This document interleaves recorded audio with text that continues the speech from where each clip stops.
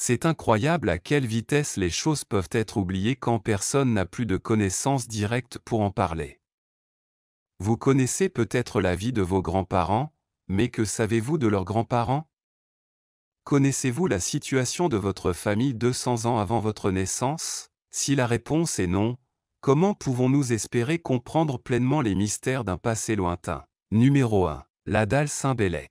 La plus ancienne carte de l'Europe est une affirmation très controversée concernant cet artefact ancien, mais elle pourrait être exacte. La dalle a été découverte pour la première fois en France en 1900, même si elle était initialement considérée comme insignifiante et a été perdue pendant plus d'un siècle avant d'être redécouverte et examinée de plus près. C'est cet examen récent qui a conduit à l'idée que cet artefact de l'âge du bronze pourrait être plus important qu'il n'y paraît. La dalle est recouverte d'inscriptions et de marquages que l'on pensait autrefois symboliques, mais les experts estiment désormais qu'il s'agit d'une représentation topographique précise de la rivière Odé et de ses environs. Si cela est vrai, ce serait une réalisation incroyable, étant donné que les personnes qui l'ont créée ont vécu il y a environ 4100 ans.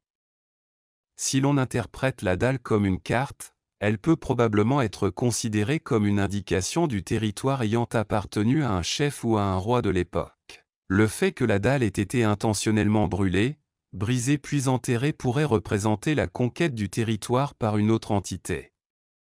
Cependant, tout cela n'est que conjecture.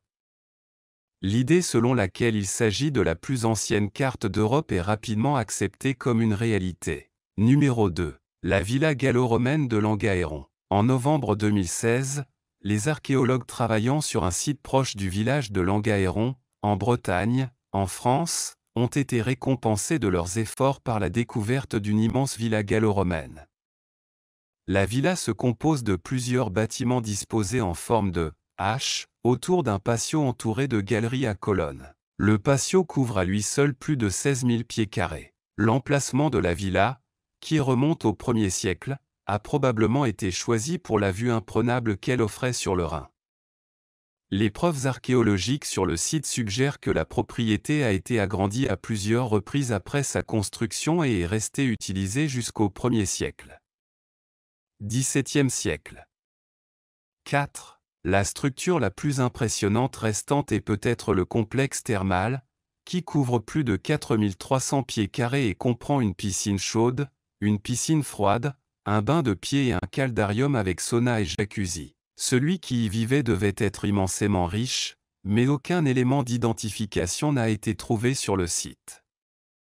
Les historiens ont conclu qu'il appartenait à une famille noble de la ville de Curiosita, même si cette information ne nous en dit pas beaucoup plus. Numéro 3. Chambre funéraire à Abydos. Notre prochaine découverte intrigante vient de l'ancienne ville égyptienne d'Abydos.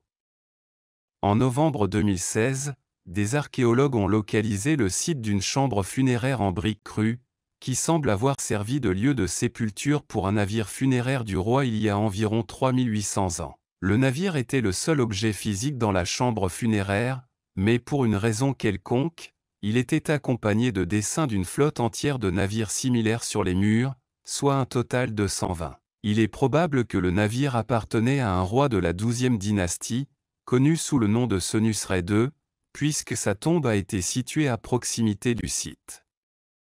Cet endroit a peut-être été découvert beaucoup plus tôt, car l'archéologue britannique Arthur Weigall a remarqué ici quelque chose d'inhabituel en 1902 et a commencé les fouilles. Cependant, le toit s'est effondré pendant que son équipe travaillait, et ils ont donc abandonné le projet. Ces navires devaient prendre vie dans l'au-delà et transporter le dirigeant décédé dans son voyage à travers l'éternité. Même si en trouver un entouré de tant de dessins est unique, nous ne savons pas ce que ce navire a fait pour mériter un traitement aussi spécial. Numéro 4. Parchemin Enjedi. À mesure que la technologie progresse, nous sommes en mesure d'ouvrir ou d'examiner des artefacts anciens sans les toucher ni les déballer. L'un de ces artefacts est un rouleau gravement brûlé, trouvé dans la ville d'Enjedi, en Israël, en 1970. La ville a entièrement brûlé au début du VIe siècle, ce qui explique l'état du rouleau, trouvé dans l'arche sacrée du village local. Synagogue. Le parchemin était déjà ancien au moment de l'incendie, ayant été écrits au IIIe ou IVe siècle. À l'aide d'un programme développé par le professeur Brent Seale et son équipe de l'Université du Kentucky, le parchemin a été numérisé et déballé numériquement en septembre 2016. Le contenu révélait les 8 premiers versets du livre du Lévitique. Ainsi, le rouleau d'En-Gedi est officiellement le plus ancien livre de Torah découvert depuis la célèbre découverte des rouleaux de la mer Morte. C'est aussi le seul exemple au monde d'un livre du Pentateuque trouvé à l'intérieur d'une arche sacrée. Cette technologie est désormais utilisée pour étudier d'autres documents anciens délicats, notamment des rouleaux trouvés à Pompéi et à Herculanum. Numéro 5. Plaque d'or à Java. Les trésors dorés constituent le type de découverte archéologique le plus fascinant pour de nombreuses personnes. Jetons donc un coup d'œil à une découverte en or sur l'île indonésienne de Java. Il s'agit d'une collection de 22 petites plaques d'or, chacune portant des symboles religieux. Les plaques ont été trouvées ensemble dans une boîte en pierre non loin d'un ancien temple bouddhiste. Des experts en archéologie ont été appelés sur le site du village de Ranjan après que la découverte ait été faite accidentellement par des ouvriers du bâtiment qui construisaient un aquifère. Les archéologues pensent que les plaques ont été réalisées au 8e siècle. Chacun est en or 18 carats et les symboles sont pour la plupart dédiés au dieu du vent, connu sous le nom de Dewa Lokapala, de la religion javanaise basée sur l'hindouisme. L'Agence de conservation du patrimoine de Java Central a pris possession des objets après la découverte en septembre 2016, mais a veillé à ce qu'une récompense soit versée à la fois aux ouvriers du bâtiment et aux propriétaires du terrain où la découverte a été faite. Étant donné que les plaques se trouvaient dans une boîte décorative, il est probable qu'elles aient été enterrées en guise de bénédiction ou d'offrande lorsque les travaux sur le temple voisin ont commencé. Numéro 6. La guerre des étoiles se déroule dans le désert tunisien. Les déserts ressemblent souvent à des paysages extraterrestres, ce qui en fait des décors parfaits pour des films se déroulant sur d'autres planètes.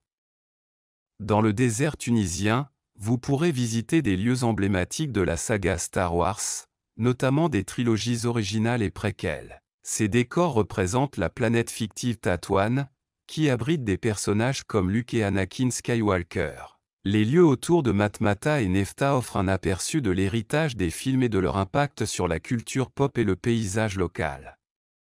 La ferme Lars est un site célèbre, où Luke Skywalker a été élevé par sa tante Beru et son oncle Owen. Des plans extérieurs ont été tournés sur une vaste plaine salée près de Nefta. Altérée par les éléments, cette structure en forme d'igloo reste un lieu de pèlerinage pour les fans de Star Wars. Un autre endroit remarquable est Mos Espa, présenté dans La Menace Fantôme, près de Tozeur. L'ensemble comprend des bâtiments bien conservés qui représentent authentiquement un port spatial animé du désert. Les décors détaillés, avec leurs extérieurs patinés et sculptés, se fondent parfaitement dans le paysage, créant une atmosphère surréaliste. Le village berbère de Matmata possède des habitations troglodytiques creusées dans des roches tendres. L'hôtel Sidi Driss, qui fait partie de ces habitations, a été utilisé pour les prises de vue intérieures de la ferme Lars. La salle à manger de l'hôtel, avec ses tables rondes et ses chaises creusées dans la roche, est devenue la cuisine emblématique où Luke partage un repas avec ses oncles. Les visiteurs peuvent séjourner dans cet hôtel et découvrir l'architecture et le patrimoine unique de la région. La préservation de ces décors est le fruit d'un effort de collaboration entre les communautés locales et les fans internationaux de Star Wars. Plusieurs initiatives ont été lancées pour restaurer et entretenir les structures, reconnaissant leur importance culturelle et économique. Numéro 7. Le cratère Monturaqui. Situé dans le désert d'Atacama, au nord du Chili, le cratère Monturaqui est une caractéristique géologique importante. Il est situé à environ 3500 mètres d'altitude. Ce cratère d'impact, qui mesure environ 460 mètres de diamètre et environ 34 mètres de profondeur, a été formé il y a environ 660 000 ans par une météorite. Le cratère reste bien préservé en raison des conditions désertiques et de la végétation minime, ce qui en fait un endroit idéal pour les études scientifiques. Les chercheurs étudient Monturaqui pour comprendre les processus d'impact et les changements géologiques ultérieurs. Son emplacement éloigné rend le voyage à Monturaqui un défi, mais ceux qui le visitent vivent une expérience presque surréaliste et surnaturelle. Numéro 8. Le Fils de la Terre. Les déserts sont souvent des endroits idéaux pour les œuvres d'art en raison de leur éloignement et de leur environnement.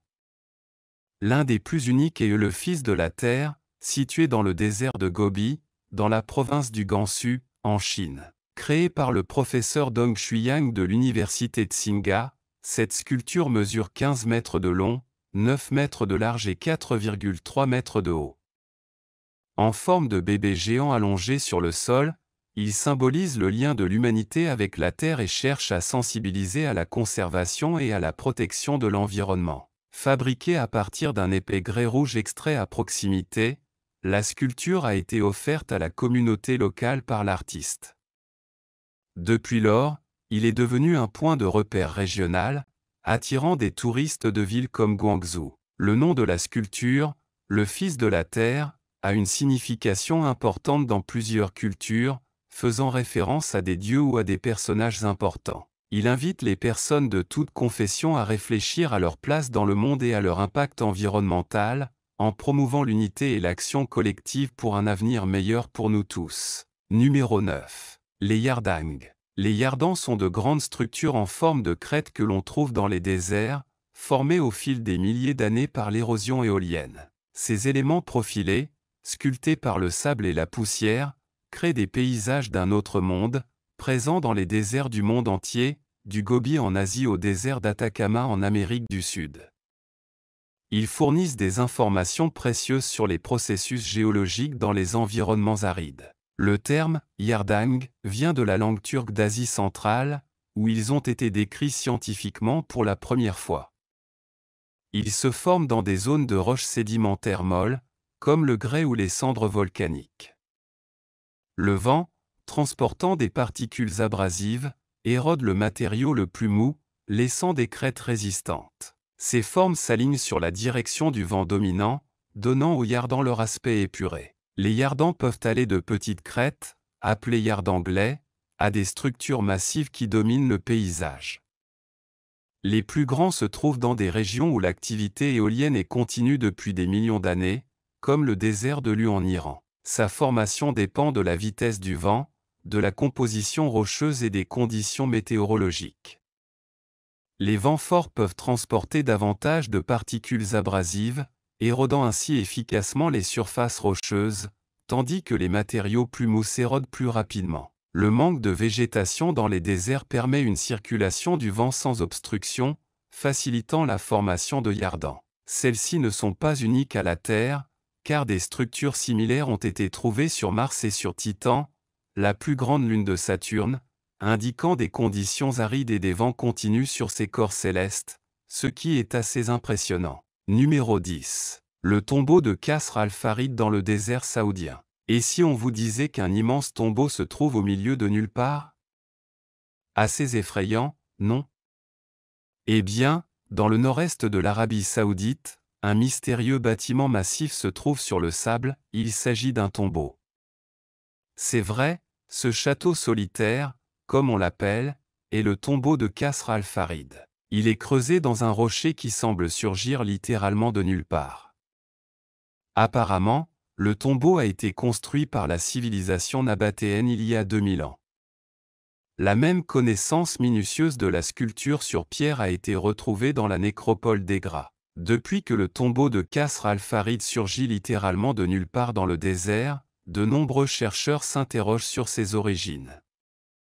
Cependant, le tombeau n'est pas très loin du vaste site archéologique de Madin Sali. Le site a été découvert et exploré au début du XXe siècle et, devinez quoi, plus de 500 tombes ont été découvertes et étaient également liées aux vestiges de la ville nabatéenne d'Egra. Ce bâtiment est encore plein de mystères. Il semble avoir été laissé en cours de construction, car une façade est sculptée avec une infinité de détails tandis que l'autre est restée intacte. Et le plus fou, c'est qu'il ne semble y avoir aucune trace d'inhumation dans cette tombe. Se pourrait-il que le défunt se soit réveillé et ait disparu? Numéro 11. Symbole mystérieux gravé dans le désert du Qatar. Au nord-est du Qatar, dans un lieu appelé Al-Jassasiya, une mine de grès abandonnée a été découverte cachant des centaines de symboles mystérieux. Cet impressionnant site historique abrite près de 900 gravures rupestres appelées pétroglyphes. Ces pétroglyphes fascinants s'étendent sur une superficie de 700 mètres et ont été découverts pour la première fois en 1957. Cependant, on estime qu'ils remontent à 300 avant JC, ce qui en fait un trésor historiquement important. Ces gravures mystérieuses prennent différentes formes et nous offrent une vision fascinante du passé. Certains d'entre eux sont de simples ovales, et les historiens suggèrent qu'ils pourraient représenter des récipients utilisés pour stocker des perles ou même des jeux de société anciens, ce qui nous renseigne sur l'importance de la culture et du divertissement à cette époque. En revanche, il existe des gravures beaucoup plus complexes qui représentent des animaux comme des poissons et des autruches, ce qui nous fait réfléchir sur la faune et la diversité de cette époque. En plus de ces dessins, vous pouvez également voir des sculptures de rangées de rosaces gravées, qui nous montrent l'habileté et l'activité des artistes anciens. Comme si cela ne suffisait pas, on a découvert des bateaux traditionnels qui sont encore utilisés aujourd'hui, ce qui nous permet d'imaginer à quoi ressemblaient les moyens de transport à cet endroit et à cette époque. Numéro 12. Royaumes oubliés en Arabie Saoudite. 2 royaumes sont enterrés en Arabie Saoudite. Au nord-ouest de l'Arabie, la vallée d'Alula abrite une fantastique oasis où agrumes et palmiers s'élèvent entre les falaises. Alula abritait de nombreuses civilisations différentes depuis l'âge du fer et peut-être bien avant. Les archéologues ont trouvé des outils fabriqués à partir de pierres de la région qui suggèrent même que le lieu était occupé il y a 200 000 ans. L'agriculture prospéra dans cette partie du désert et donna naissance à une grande ville appelée Dadan. À Alula, il y a 2600 ans, Dadan devint une ville importante de la région, gouvernée par plusieurs rois. Ils développèrent leur propre système d'écriture et possédaient leur propre langue, le dadanite, qui fut parlé à Alula pendant 5 siècles. Il y a 2500 ans, le contrôle de Dadan passa aux rois de la tribu Lian, qui gouvernèrent la région pendant plusieurs siècles. L'agriculture est restée importante et a bénéficié de nouvelles inventions en matière de gestion de l'eau.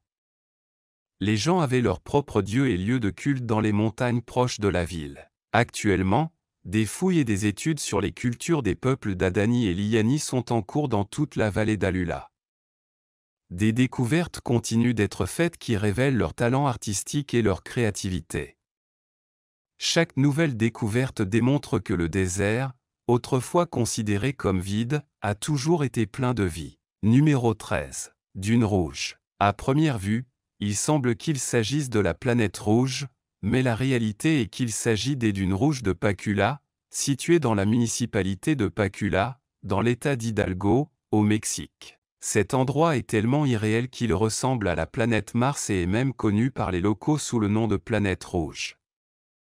Et il est bien connu que Mars est surnommé la planète rouge en raison de son apparence rougeâtre. Sa couleur particulière est due à sa composition minérale, car la Terre contient une grande quantité d'oxyde de fer et de latérite.